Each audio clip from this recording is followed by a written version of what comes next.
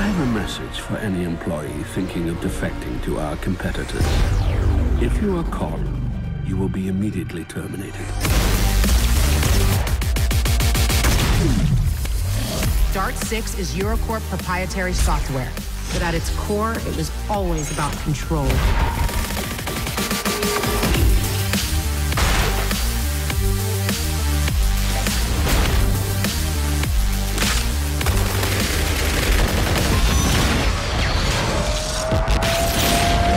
Hi, I'm from the Haunted Canada Research Society, and I'm into paranormal investigating. I got new glasses, and I'm swigging. That was a long intro. My name's Mike, and I'm haunted. And today we're reviewing Syndicate. Syndicate. More than 10 years later, they made this first-person shooter.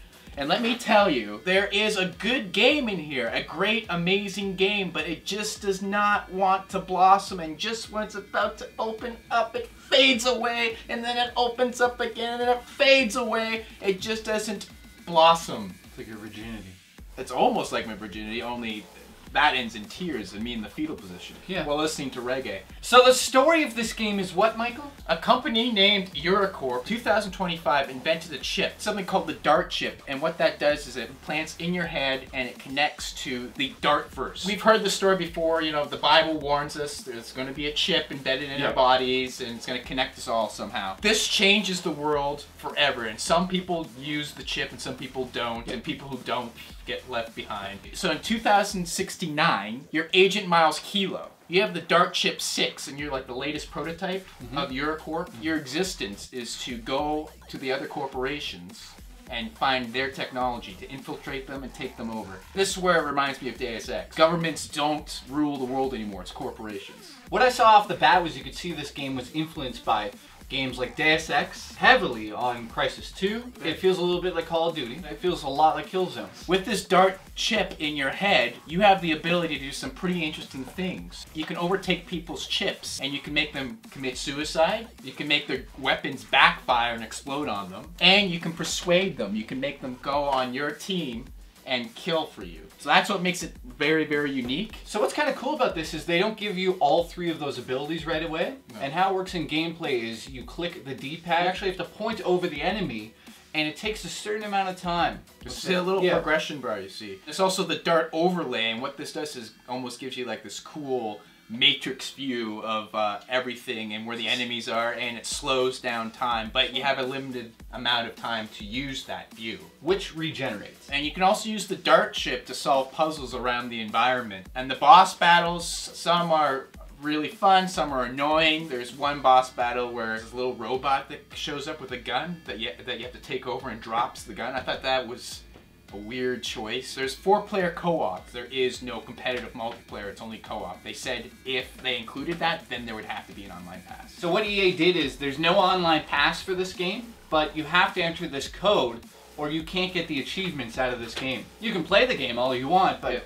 if you're the type of person that likes to collect things like different guns or even your achievements, if you don't enter the code, you don't get them. So if you buy this used thinking, oh, I'm gonna get some good gamer points, nope.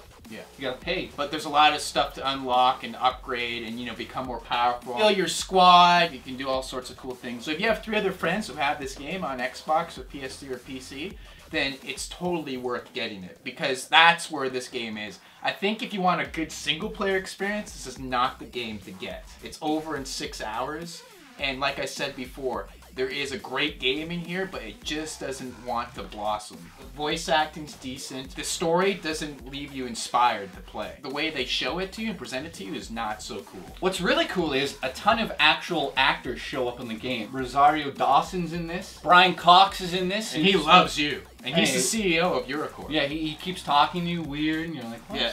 There's some twists and turns in this plot, but we don't want to ruin it for you. There's nothing outstandingly bad about it, it's just that there's nothing outstandingly good about it. No, I disagree. I there's some interesting ideas. When you look at the big picture, it's just a generic first-person shooter, a little bit above average generic. I don't know what they were doing with the bloom effect. I mean, I get it, it's cool sometimes, but sometimes they just overdid it. It's called hiding the graphics. The textures in this are not so good. Online co-op, there was some stuttering in the animation. The animation in this game, oh, it's bad. And what I mean by bad... single player, it's alright.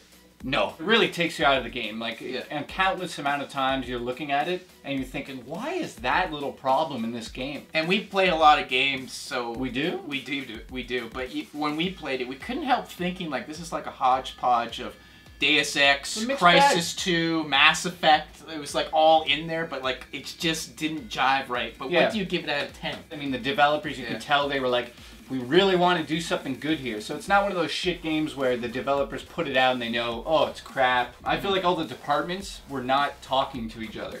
You know what I mean? Yeah, I know what you mean. So, it just didn't jive. Yeah, it's like some of the gameplay elements over here were amazing, and then some over here were total shit. Those two teams didn't even talk to each other. So the producer of this game was... Oh, we're making the game? Yeah. So overall, I give it a 7.5 out of 10.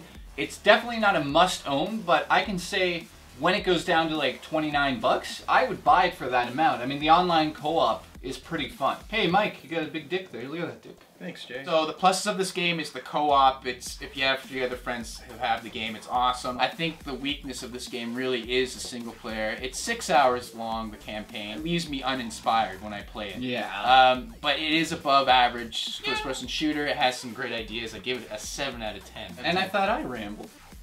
Well, sometimes, you know... Nah, you rambled. The WAP's got to ramble, too. Yeah, me too, buddy.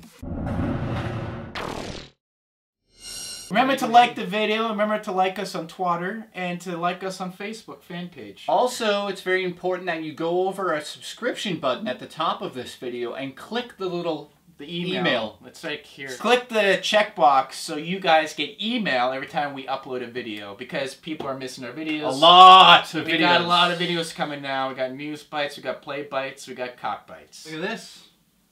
We're never gonna get this done. 2025 invented a chip. I'm fat and depressed. And there's so many good ideas. What makes it unique is that with this DirectX chip,